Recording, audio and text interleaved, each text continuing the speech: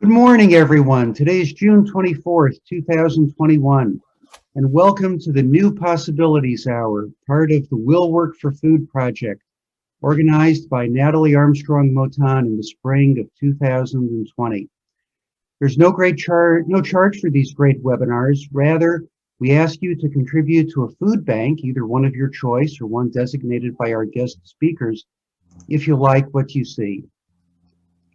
And our audiences so far have been so very generous. Natalie and Jean, would you like to talk about the running total of how much money our generous audiences have contributed to food banks worldwide? Well, yeah, I really would, actually, Jeff. Thanks very much. So far, our total now is $137,170. Now, we normally get extraordinarily generous people donating to the Will Work for Food endeavors, and we love them very much. We greatly appreciate all of their generosity. But this last week has been extraordinary, and I will leave it to you to tell the story of Duf. Well, Duf has some very generous and very wonderful friends. And I was privy to some email exchanges between them yesterday when there almost seemed to be like a little game of poker going on between them. I'll contribute this much, I'll match you, I'll raise you. And so far, what we're aware of, in honor of Duf's presentation today, at least $16,000 has been contributed to food banks, and in particular the ecumenical food bank, which Duf will tell us a little more about in just a few minutes. So I'm sorry, Jeff, I didn't quite hear what that number was. Could you tell me again, how much did Duf and his friends raise for Will Work for Food? Well, it's a good thing I'm sitting down, Natalie, and I hope everybody else is too. $16,000 that we know of so far.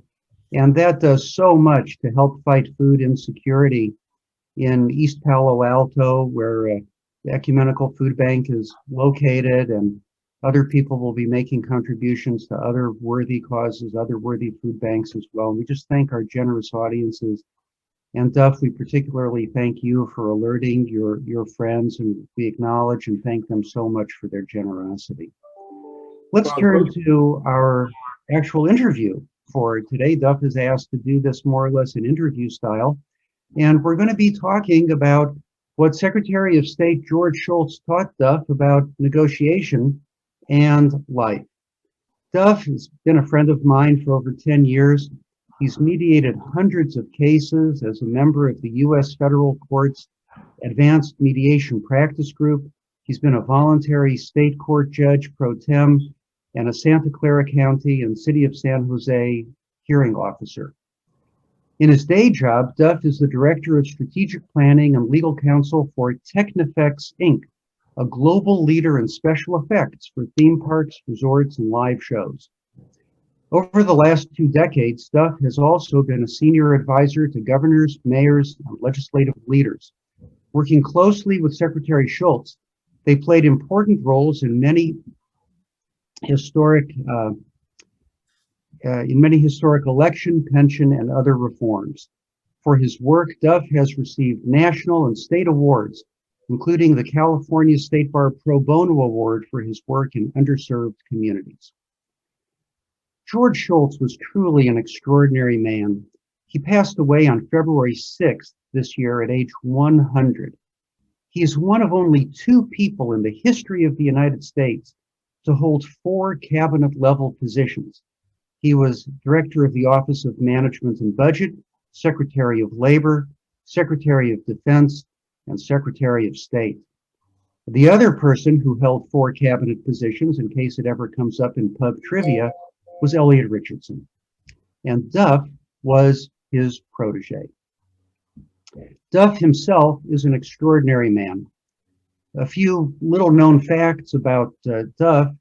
In high school, Duf played opposite David Hasselhoff in his high school production of The Fantastics.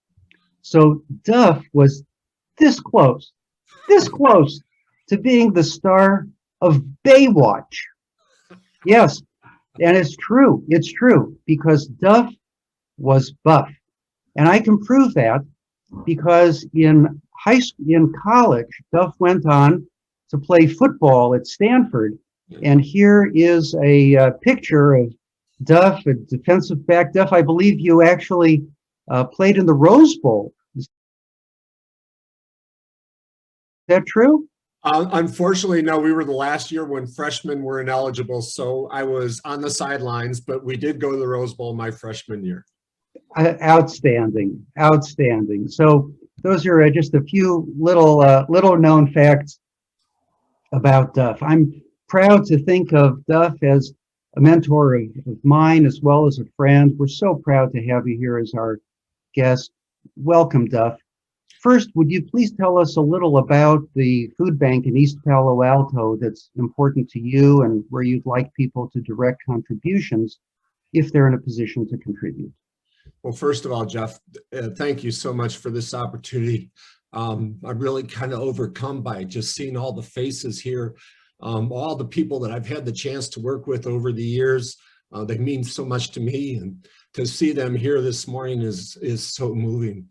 And to see so many people whose lives were affected by Secretary Shultz, to also see them. And one of the people I want to mention in particular is General Mattis, who was the Secretary of Defense recently, and who has meant so much to me personally as well. But I just want to thank everybody that's on this call. It's very moving for me, and at some point I'll get past it, but it's kind of overwhelming to see all these faces looking back at me.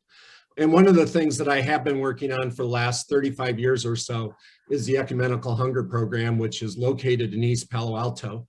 You know, we've seen the greatest accumulation of wealth in the history of civilization, but we've also seen an economic earthquake. And on the other side of that fault line, we've seen some of the greatest poverty in the history of our country. So you can be in Silicon Valley and see these incredible mansions and see where all this wealth is being created, but right on the other side of the freeway, you can see unbelievable poverty. And so I just so respect the people that work at EHP that are addressing this issue and doing it in such a constructive manner. And I'm glad we've been able to help them in some small way this morning. Amen. Amen. So, Duf, let's talk about Secretary Shultz. He was an extraordinary public figure. You knew him personally. What made Secretary Shultz such a special person? Well, I think the thing that made him so special is trust.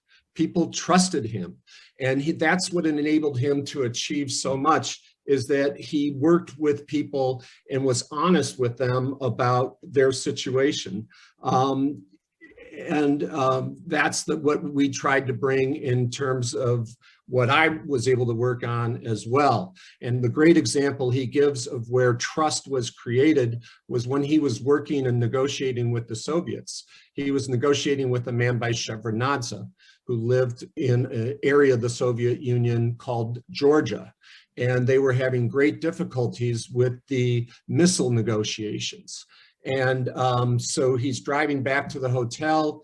He has a female interpreter, and he says to the female interpreter, you know, we're having a real problem here. You're doing such a great job in terms of the translation. By any chance, do you sing? And she said, well, actually, Mr. Secretary, I sang in the choir at the academy. And he goes, great. So tonight at this dinner, we're going to sing Georgia on My Mind. You're going to sing one verse in Russian, and I'll sing one verse in English. And so they did that. They went back and forth. And at the end of the song, Shevardnadze came over with tears in his eyes and said, tonight you showed me respect. And it broke the logjam in the negotiations. And the next day they were on their way to having a missile negotiation. But it was because he showed respect for the other side that really enabled him to get so much done.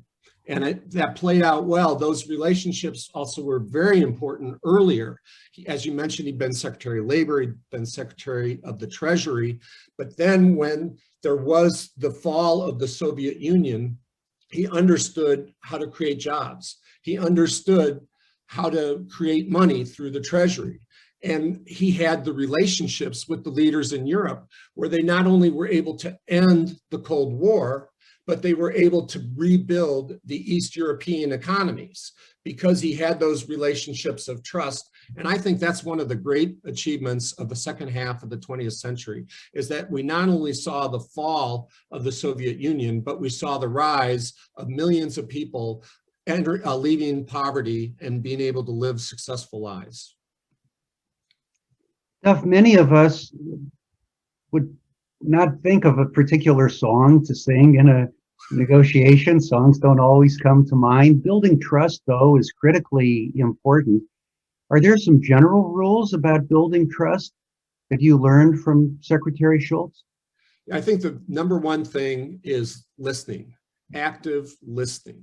And I really did that. The first time I really saw the impact of that, because he would constantly talk about that. Just listen to somebody and you'll be amazed the things that you will learn. And I was at the time I was running for chairman of the California Republican Party. And for 38 times, the vice chair had been elected chair. And the vice chair that was in line to become the chairman had twice published an article that said that Blacks probably were better off prior to the Civil War. So I said, you know, I just can't let this happen. And even though I'd never been on the board, I'd never gone to a state convention, I ran for chair. And Secretary Shultz worked with me on that project. And so what I did is I did do the active listening. And there was this guy that was beating me up in the papers and saying, you know, as I wasn't enough for pro-life and all this.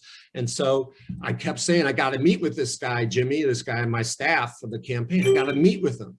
And so we did set up the meeting. And the person, Senator Mountjoy, had it in a very dungy place. You know, I wasn't worthy of having a meeting at a nice location. And so I sat down and I just actively listened. And I said, well, that's interesting. I didn't know that. Or, you know, this is new to me. And honest, authentic listening. And I may have sent 10 words in the whole hour-long meeting. And at the end of the meeting, he slams the table and he goes, I endorse you. And the person that set up the meeting said, but Senator, he didn't say anything. And he said, Jimmy, sometimes it's not what somebody says, it's what they hear. And that was one of the things that I really learned from him, is if you really listen to somebody, you will find things out. And if they trust you, then they really care about what you have to say, and they will respect you even if you disagree with them. So with Senator Mountjoy, you know, abortion was his #1 issue. I'd say, Senator, I'm not going to be able to, in California, I'm not going to be able to help you. Even President Reagan, when he was governor, passed one of the most liberal abortion laws in the history of the country. It's just not going to happen here. But on education, on job creation, I'll put you on those committees and together we'll work to make a difference. But it all came from the active listening.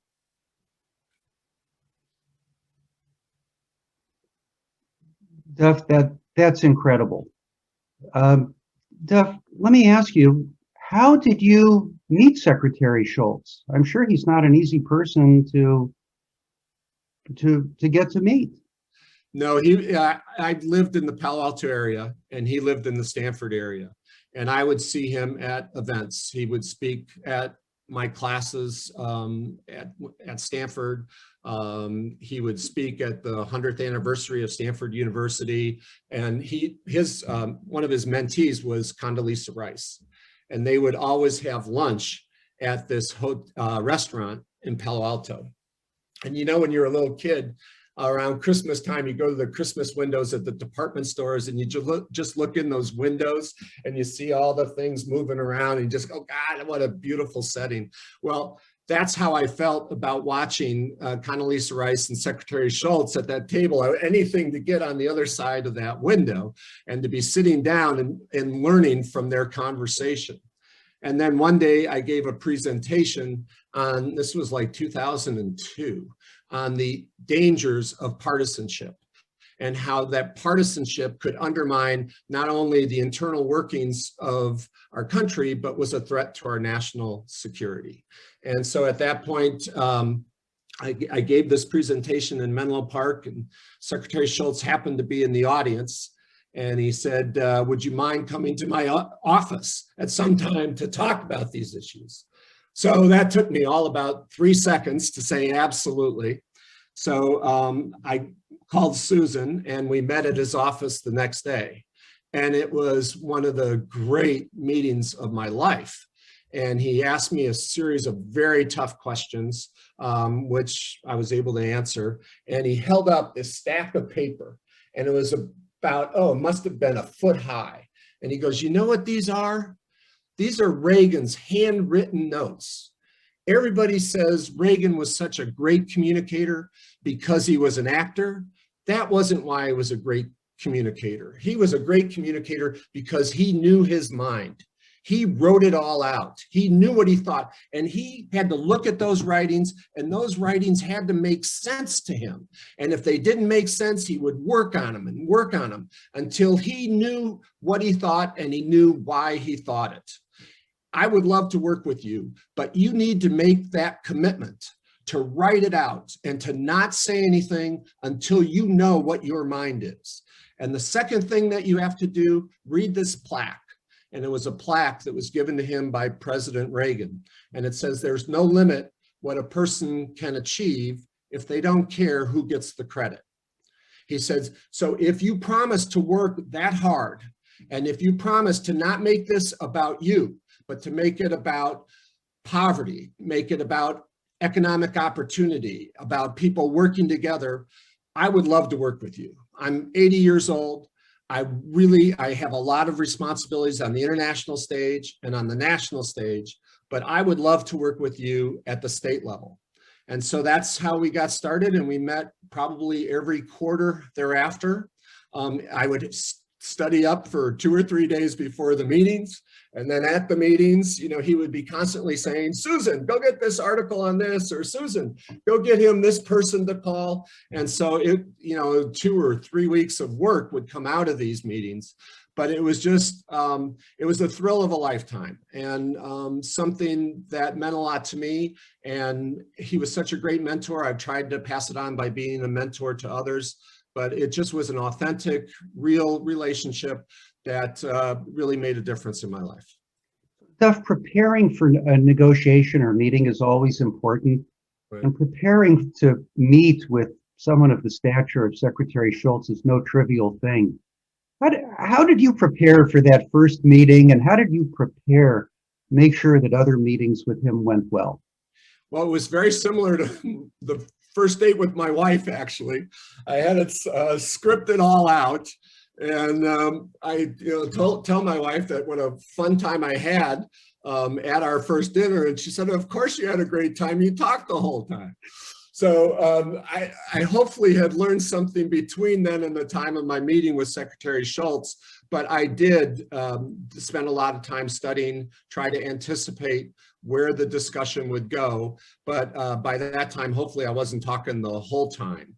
But again, it was the preparation. And what made those meetings so valuable to me, Jeff, is that it was never about reliving his past glories. The only time he would mention the Shevardnadze story or some of the other great stories was to help me and to build on my experience. And so I always felt it was never about, his walking in his footsteps or following. It's much more like a sailing journey, right? Like he was helping me prepare and teaching me how to set up the boat, but it was my boat and it was my journey. And so we got to some things, into some areas. I really became very interested in his view of how he approached things, and I had been working to try to become more intelligent. I read about 20 books a year, and my goal was to become smarter, more intelligent, more knowledgeable. And I could see that he was working on a different game, and I didn't understand that game at first. And eventually I found out it was wisdom. It's not just intelligence, it's wisdom. And the really aha moment for me, which I shared with him, is that, I think I'm understanding what this path is about. I'm just starting out on it. But the path to wisdom includes, I'm sorry, I made a mistake. Will you forgive me? And those were just like shocking revelations to me. And he had, when I told him that, he had that twinkle in his eye. And that was the goal, to get the twinkle in the eye. And it was never a "I told you," or, okay, you have 5 more levels to go. He just really enjoyed the journey with me. And I obviously enjoyed the journey with him. You mentioned apology, I'm sorry, contrition, humility. Can you give a more specific example, Duf, of a time when that came into play and what role Secretary Shultz might have had in you being able to draw on those kinds of resources within yourself? Well, I think there's not a day that goes by that it doesn't come into play. So, to be honest with you, I just can't think of one example as we're sitting here. But one of the things that he really taught me in terms of interacting with people is, especially, and it really comes up in the mediation context, Jeff, as you well know, is that compromise, right? Everybody thinks in terms of compromise. And what he really taught me is that it's about collaboration. It's about shifting the focus from what people are giving up to what they can achieve by working together. And I think the great example of that is the missiles and the Soviet Union, is that there was all this thing in the 80s about missile counts, and okay, well, we have, and it goes back to the 60s when Nixon and Kennedy talked about the missile gap. And so that was the discussion. And what he did is he changed that to being about compromise and how many missiles people are giving up to collaboration. We need to be concerned about the safety of our people rather than how many missiles we have. And I really found that directly came into play in one of the mediations I had. There was a situation where a police officer had died in the line of duty. And it was on the news for 3 days. It was terrible shooting. And what people didn't know at the time is that the police officer was married, and his mother didn't know that the police officer was married. And so when all this money came in, the wife was asking for her share, and the mother didn't even know that there was a wife. And so they had this big lawsuit was about to unfold. And the Wednesday before the lawsuit was to begin, the state court gave me 2 hours and 45 minutes to resolve this matter, which would have been a major television story in the San Jose area. So I figured I had one chance. The mother was so upset and so distraught. The wife was very mellow, probably still on some form of medication. And so for 2 hours, the wife would just yell and scream. And the attorney for the wife, or for the mother, would look at me like, aren't you going to do something? And again, I was going to have one shot, and I had to do it in terms of collaboration, but she wasn't going to care what I knew until she knew that I cared. So again, there was that active listening, but I'm looking for that opportunity to shift it from some sort of compromise to collaboration. And about 2 hours and 15 minutes into it, she gave me that opportunity.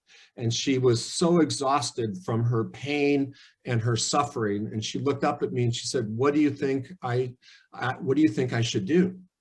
And I said, well, Mrs. Davis, I don't think that's the question, what I think you should do. And she said, well, then what is the question? And I said, well, I think the question is, what would your son want you to do? And that shifted the whole focus from what she was giving up to building the memory of her son. And so that's what she and her wife then focused on, was not the dispute between them, but what they shared in common, which was the love of their son. And that's what I think Secretary Shultz taught me how to do in the mediation context. It's not just about compromise. It's about shifting the focus to collaboration. And hopefully after that meeting, they did a much better job of working together. That comes up all the time in my work with the city. I do a lot of landlord-tenant stuff. And usually a lot of times that dispute is resolved within 20, 30 minutes. And what you spend the balance of the time is developing that spirit of collaboration. Those people are going to have to go back and work with each other for an extended period of time. So you don't just want to deal with a compromise of the immediate issue. You want them to have a spirit of collaboration as they move together with their relationship. And that's one of the main things that he taught me. So Duf, what are some of the things that we can do in our mediations and negotiations to engender that spirit of collaboration? Well, I think, again, the primary things that we talked about, I think one is authentic listening, 2 is collaboration, and 3, Jeff, the thing that I really was very weak at early on, and he really taught me, is that we have this image, again, of intellect. We're the smart people, we're the mediators, and that it's the intellect that drives successful conclusion of disputes. And what he taught me, it's the emotional connection. It's not the intellectual connection. And I became a much better mediator when I was able to understand that the issue before me was not really a legal issue as much as it was an emotional issue. And what I needed to address was the emotional concerns of the 2 parties. But what I found for a longest time, too long, that I didn't recognize that I was just as emotional as the people in front of me. So I was kind of looking down, as from this intellectual point of view on the people I was mediating with. And so I didn't recognize and appreciate that I was being just as emotional as they were. And once that I crossed that Rubicon, and I understood that I was just as emotional as they were at the time of the mediation, I was able to be much more helpful. And Secretary Shultz really taught me that, as much time as we spent reading, it's really understanding human emotions, which is really what drives dispute. It's what drives a lot of what our deteriorating political dialogue is all about. It's about yelling at each other rather than listening. It's about I'm right and you're wrong. It's about not recognizing that really, we're not bad people on either side. We share a lot of things in common, and the things we share in common are very strong emotions, and we need to acknowledge that fact before we move forward. He also told me something. He goes, Duf, when you're negotiating with somebody, if you do not verbally acknowledge their position, they literally cannot hear what you're saying. And I really have found that to be true. So when I'm doing the state court stuff, I have my people go out in the hallway before I will hear their case.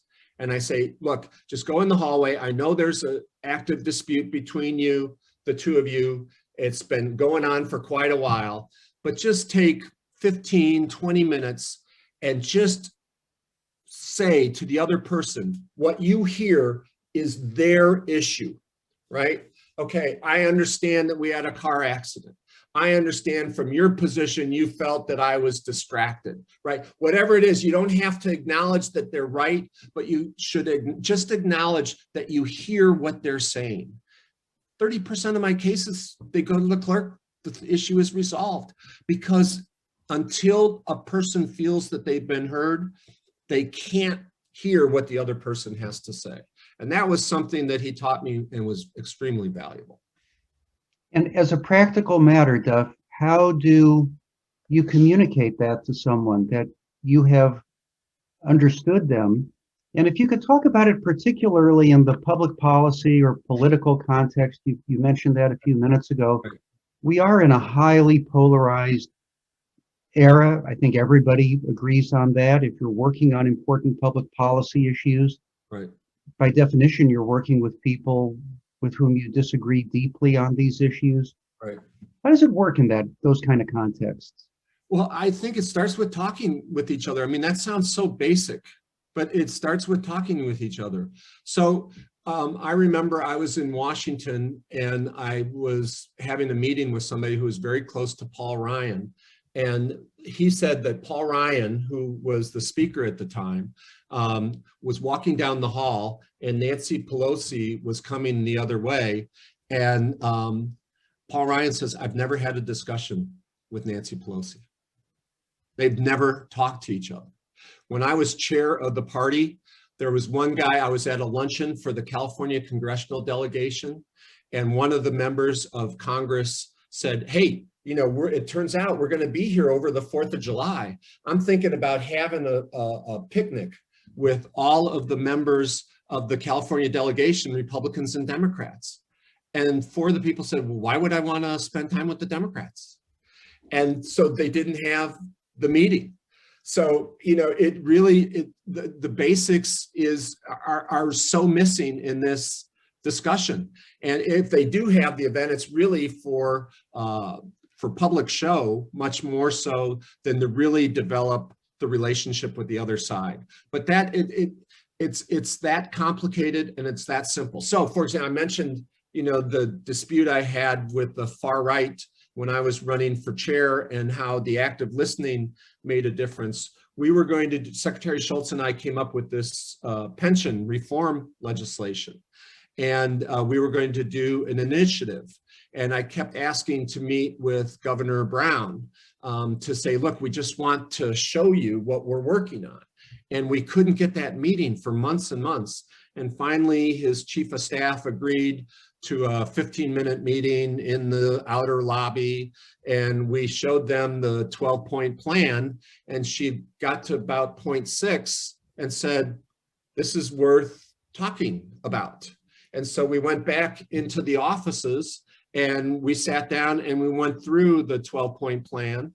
And after about 45 minutes, she had Jerry Brown's wife, Ann, come in the room, and she was very knowledgeable on the pension issue. And we ended up having a very lengthy meeting. And at the end of the meeting, they said, we probably will run with this as legislation, not all of it, but most of it.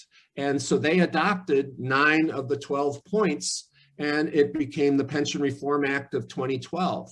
But again, you know, especially in this political environment, and Secretary Mattis can address this, people don't even spend the time to talk with each other. That fundamental component is missing. And it's, again, it comes from that fear of, well, if I'm talking with the other side, I'm going to be giving something up rather than collaboration. Duf, you mentioned your first date and other firsts, and stories about firsts are always terrific stories. What was the first project on which you worked with Secretary Shultz, and how did it how did you make that transition from admirer to a real collaborator working with him on projects? Well, it was running for chairman of the California Republican Party. As I mentioned, you know, 38 times in a row, the vice chair had become chair. And there was that article published about, you know, blacks probably were better off prior to the Civil War. So I went to all the leaders that I knew in the state of California and tried to get them to run against this man for the chair. And it didn't, nobody else would do it. And so again, you know, he taught me, you don't look at the odds of winning, you look at the importance of the issue and whether you can make a difference. And so, you know, I've been involved. There are some situations where I've had more rejection than I did in my high school dating days in some of my political projects. But it was, what he taught me is, look, if it's important and you feel you can make a difference, you have a duty to try. You have a duty to try. And so given these tremendous odds, we started out on this mission. And so I would meet with him then. We would meet regularly because we needed to find a candidate. He talked with Arnold Schwarzenegger and Dick Reardon, who were the 2 leading people that we really thought could break down this partisan lockdown that we saw happening in California. We were able to do it during the Schwarzenegger years, and Schwarzenegger did a great job of trying to find that middle ground. Obviously, it has totally dissipated and washed away now, but that was our goal. So to identify the candidate, because certainly I wasn't going to be the candidate. Nobody knew who I was. Schwarzenegger had 97% name ID. And so I was going to do the groundwork. I was going to work with the more conservative elements and get them to listen. So I ran for chairman. I talked with, there's 1,777 delegates. I met with probably 50% of them, and I called the others, called every delegate. And that's what he taught me, spend the time listening and you'll find the golden thread. And so I found the thing that bound us together rather than the thing that separated us. And we won that election. And then we went on to do the recall. And again, the whole thing is the enemy wasn't Governor Davis. The enemy was poverty. The enemy was the inability to get things done. And to just show you how, if you do that, how successful you can be at that. So we recalled Governor Davis, the only governor in the history of the state of California to be recalled. Now we're in the middle of another recall effort, but up to this point, that was the only one that had succeeded. And then about 2 years after the recall, I'm at the Fairmont in Santa Monica, and it has this very long hallway. And who's coming from the other end of the hallway but Governor Davis? And so I'm coming down the hallway this way. He's coming down the hallway this way. And so I'm on this side and he's coming on this side. So I move over to this side of the hallway and he goes to this side of the hallway. And we're getting closer and this is becoming somewhat uncomfortable. So then I go to this side of the hallway and he comes to this side of the hallway. So clearly we're going to have a confrontation. And you know how sometimes you just instantly start perspiring? Well, that's where I was at. And he came up to me and he said, Duf, we had some serious disagreements, but I was talking with your friend John Chambers the other day, and we were talking together about the fact that you're a man of character and integrity. And I hope that someday we have the opportunity to work together. Well, Jeff, that opportunity is now. And I'm working with Governor Davis on trying to develop an application to give to the schools in California to make sure that they open safely. But that interaction with Governor Davis obviously said a lot more about him than it does about me. It's, I won, he lost. And for him to, be able to get past that and then work with me on a different project, that says a lot more about him. But it shows what can be done if you do take the Secretary Shultz approach of the person isn't the enemy, he's just your opponent. He just sees this situation differently. And, I look at General Mattis's work in Iraq, and if you read his book, Call Sign Chaos, which is a fabulous book, that really is what he was all about. Yes, military is one of the components, but the amount of time that the general has spent reading and the amount of time he has spent in the field trying to understand the opposition and the people that, he's fighting on one day, he's trying to work and understand what their needs are the next. And that's the type of leadership, frankly, that's missing, and the type of leadership that we need if we really are going to be a world leader. Duf, you've mentioned some negotiations of which you're very proud. Let me ask you, does anyone come to mind that you wish you could kind of have a mulligan or a do-over? And what was that? And what would you do differently if you had a second chance? Yeah, I forced a settlement. I forced a settlement. My ego got in the way, and I just, I forced the parties to agree. I got angry, and I bludgeoned them into an agreement. And, it made me, when I did that, I thought back to Secretary Shultz and their negotiations with the Soviet Union in Reykjavik. And that at that meeting, when Gorbachev and President Reagan met, and then Shevardnadze and Shultz also met, they walked away. You know, President Reagan said, okay, we can't do a deal today. If we struck a deal, it would be a bad deal. It had to do with our defense system and the Soviets requiring us to agree to dismantle our defensive capabilities. And so they walked away from that deal. And then at the time, those of you who are old enough to remember, the president took tremendous heat for his decision to walk away. It was called a warmonger and all sorts of things. But Secretary Shultz understood that sometimes it's the deal you don't strike that leads to a much better deal, which is what happened in their situation. And so I think that, there's in football, you know, you remember some of the touchdowns, but boy, you remember the interceptions, right? I mean, I could list every one that I made in high school. And those that are on the call that play with me probably can list many more mistakes that I made.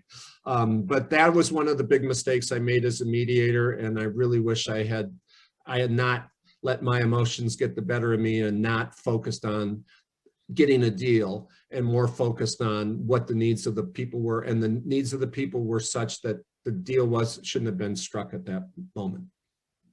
Duf, when you say you coerced the settlement, what did you do? And what are the things that you have taught yourself and would teach us never to do again, or never to do in the first place? Well, again, I raised my voice. You know, I felt the person was being selfish and wasn't, you know, the opposite party was in a very difficult position, and the person that was not agreeing to the deal had screwed up, and I felt that he wasn't owning up to it. And so I started yelling at him to the point where he caved and agreed to it. And it was, you know, just personal pressure on my part. And, you know, so you have 88 keys on the piano as a mediator, and you gotta, you play some more than others, but you gotta play the 88, but to force, there are other tools I could have made. There's, you know, it's a situation, frankly, where once the mediation is over, you aren't allowed to continue communication under this one set of guidelines that one entity I work with. So I really felt like it was, you know, the other side was in a very bad situation. It was, you know, during COVID, and, you know, the possibility they could be out on the street, but I was way too hard on the party and should have been much more understanding. But again, you know, my concern was, okay, if I don't do the deal now, who knows what's going to happen? And the other party's in a very bad situation, so I need to focus on that. And it was just wrong. Let's dig into these questions of right and wrong things to do in mediations and negotiations a little more deeply. Can you talk about ethical issues that you've confronted? Perhaps there was an ethical issue in a negotiation with Secretary Shultz, or in your own experience, that was challenging, and how you resolved the ethical conflict.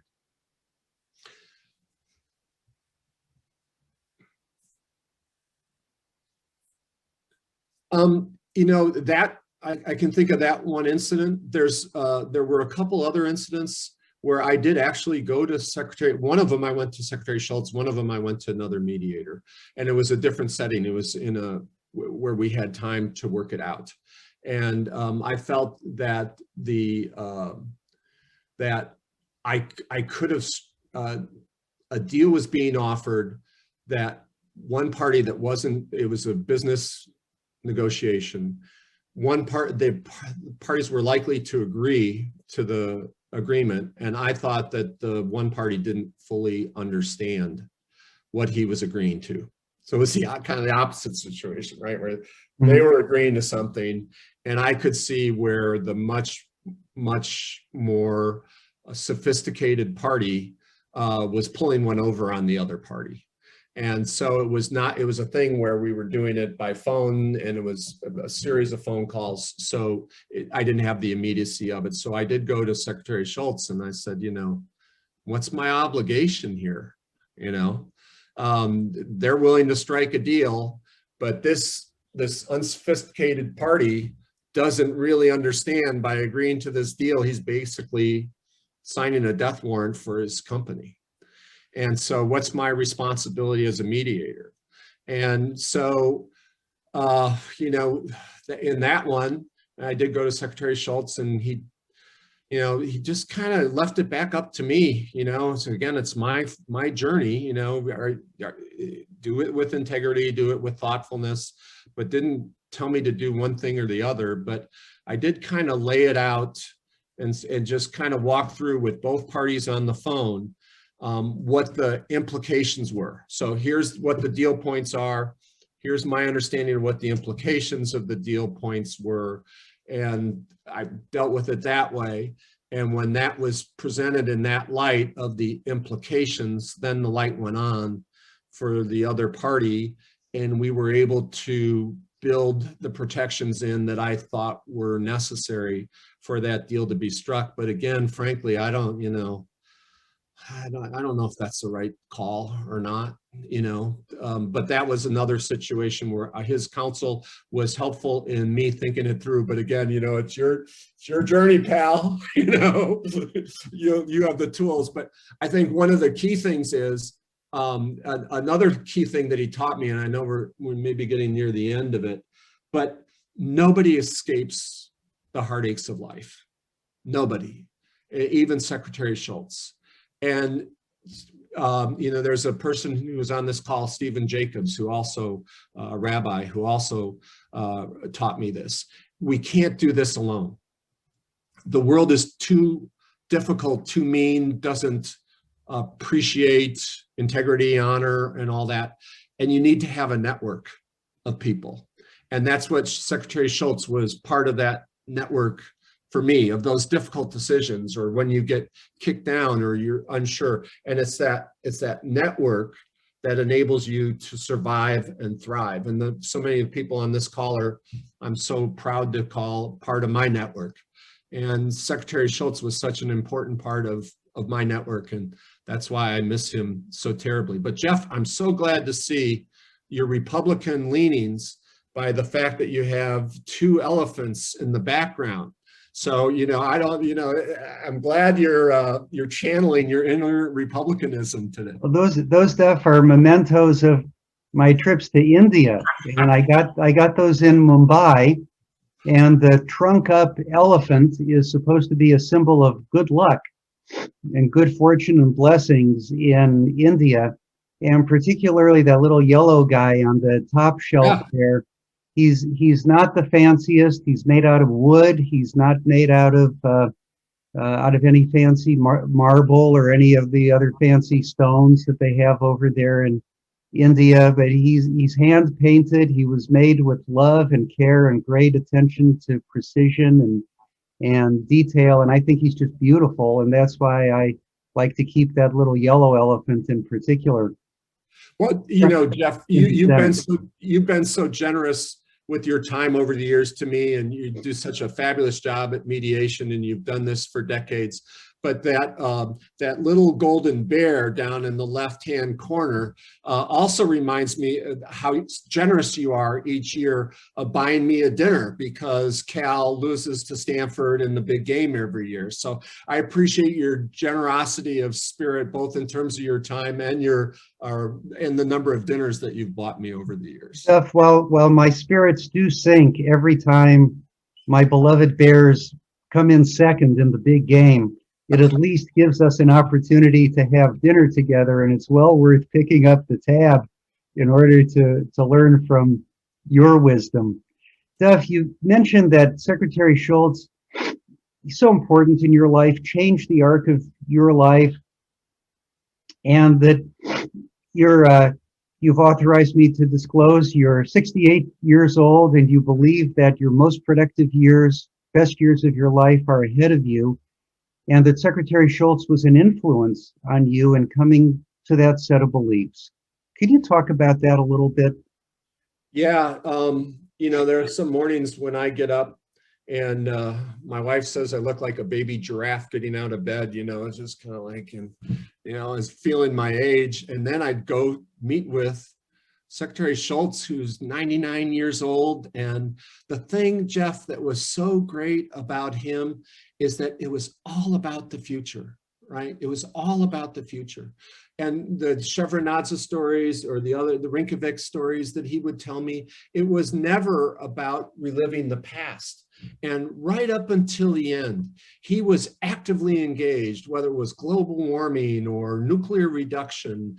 He was actively engaged, and he had a reason to get up, and he was going to the office every day. And that's because, you know, it kept his mind sharp. And by keeping his mind sharp, he also kept his body sharp.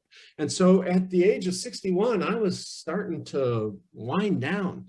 You know, I was kind of looking, okay, well, I'm going to retire by the time I'm 65. And there are people on this call that I know I've told, you know, several times, no, the most productive years of my life are ahead of me, not behind me.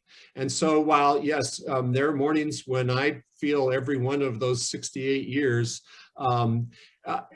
to be honest with you, what in my mind, you know, I've learned to shave in the dark, so I don't, you know, see how old I am in the morning. But in my mind, I'm 25. I am 25, and my most productive years are ahead of me. And the thing, you know, we talked about the humility, but it was he never looked back. He was always looking forward. And our last meeting was about moving forward.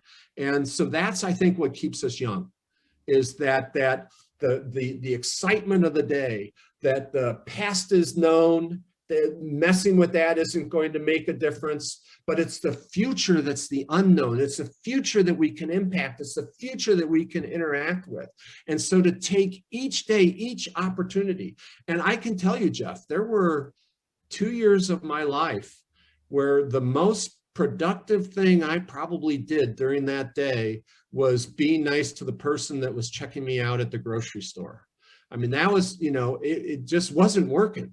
But, you know, I would meet with him and he would say, oh, everybody goes through this, you know, everybody goes through these dark periods, you know, this is what, you know, so what do you have going for you, you know? And so we would work out, okay, what's my goal? What's my why? Why am I doing what I'm doing?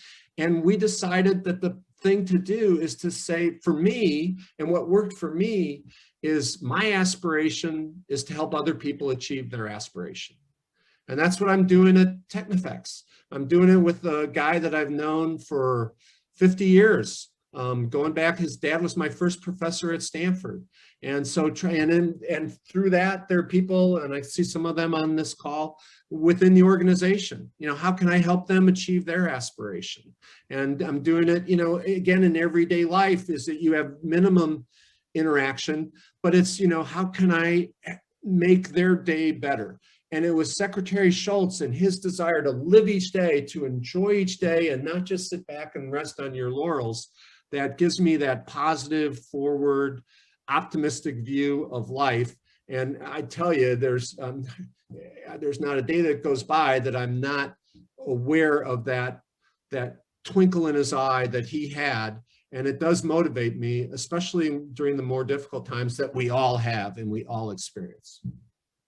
It's a beautiful message, Duf, and one that allows, as you mentioned from your own experience, Democrats and Republicans to communicate, Cal and Stanford alumni to communicate. There's no barrier that can't be overcome. And Jeff, one thing I want to say along these lines is that, you know, what could I do to pay back Secretary Shultz, right? I mean, you know, I can't write him a check, right? I can't add to his, you know, knowledge, right? So the commitment I made to myself was to, if anybody asked me to mentor them or anybody asked me out to lunch or dinner, I would do it. I would do it.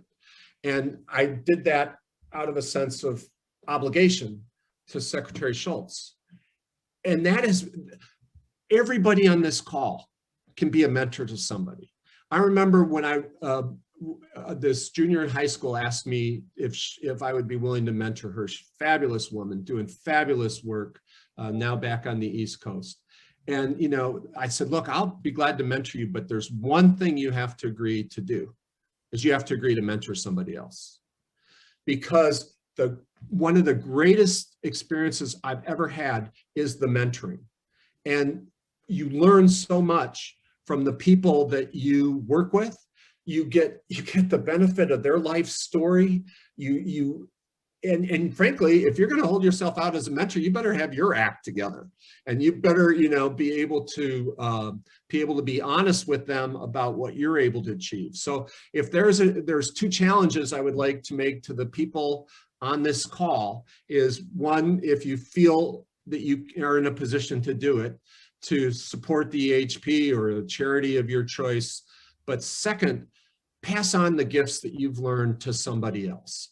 And by passing that on, it will help them, but it will also help you more than you could possibly imagine. Beautiful, just beautiful. Duf, you mentioned that another very distinguished public servant, former Secretary of Defense Mattis, General Mattis, is here. We're so delighted you're here, General. If you have a question for Duf or a comment, or just want to give us a few words of greeting, we'd be honored to hear you. Well, thank you. Like all of us, I came to listen to Duf, not some pontificating general. Just an honor to be here today. And Duf, if you look at George Washington's boring way of leadership, listen, learn, help, lead. And I'm taking notes as you're talking here, filling in the gaps on that. Thanks very much, Jeff and Duf and all of you for allowing me to listen in. Thank you. You're very welcome, General, and thank you so much for your service to our country and for being with us here today. Thank you very much. You know, and Jeff, just one example. So General Mattis has been so generous with his time with me. And before COVID, we did a walk across campus. And, you know, there would be Nobel laureates that would come up, you know, General, I want to meet you. And he'd be so gracious with them. There'd be freshmen, you know, who just like couldn't get 3 sentences out, you know, that were to be in his presence. But he took the time, he would look them in the eye. And that's the type of leadership and the type of person he is. And it's a real honor to call you a friend, General. And hopefully your most productive years are ahead of you as well. Thanks, Duf. And Jeff, thanks for saying thanks for my service. Rest assured, every one of you and your families was worth it. I don't care who you voted for, male or female. I don't care where you go to church, synagogue, mosque, the saloon. I don't care about any of that. As long as you use the freedom to help your fellow man, fellow woman, you're worth it. No problem. Thank you so much. Thank you. Natalie, if you could put the information for EHP back in the chat, please, so that people can see it. I know that I personally will be more motivated than ever to contribute in Duf's honor to EHP, and I hope that others on the line who are in a position to contribute to do so as well. If you let us know the amounts, we'd be delighted to add them to our running totals. We had at the peak about 125 people listening in to our webinar today. It's one of the largest audiences we've ever had, and the generosity of the audience is just spectacular. Natalie, Jean, do you have any final words, please? I just want to say thank you so much. This has just been a thrill and an honor and a pleasure to listen to you. And I also took copious notes, so thank you. I would just like to remind everybody that, and those who are new to the group here, if you are so kind or able to donate to whatever food bank it might be, Natalie Armstrong Moton is the founder of this, and if you could let her know just privately what you donated, if you're comfortable doing that, that would be great, because then we'll add it to our total. I mean, certainly so many people give so much and we don't know about it, and that's wonderful too. It's just the giving that counts. But just that poker game yesterday, that yielded more than, what was it, Natalie, how many did you say? 16,000? 16,000, yeah. Yeah. Yeah, and on the website, it says every dollar donation equals $10 in reality. So fantastic. Thank you. Yes, yes. Natalie, last words, please. You know, this was one of the better programs that Will Work for Food has ever been able to offer our public. Thank you so much for donating your time, your experience, your expertise. And I just wanted to note really quickly, about a quarter of a century ago, when I first started in the resolution industry, Jeff Kitchaven was one of the people that I went to for advice and said, do you think it's possible for a girl who's 5'1", and we'll say I was 12 years old at the time and very young, to make anything at all in this industry? And he was generous enough with his time and his experience and his expertise to help me really understand what was necessary to participate in the resolution industry. So thank you all. Thank you to Jeff. And Duf, thank you so much. What a great pleasure to hear you speak today. And an awesome morning. Thank you all very much, friends. We do this every Thursday. Information about future programs at willworkforfood.news. Please join us next week and future Thursdays. Duf, what a treat.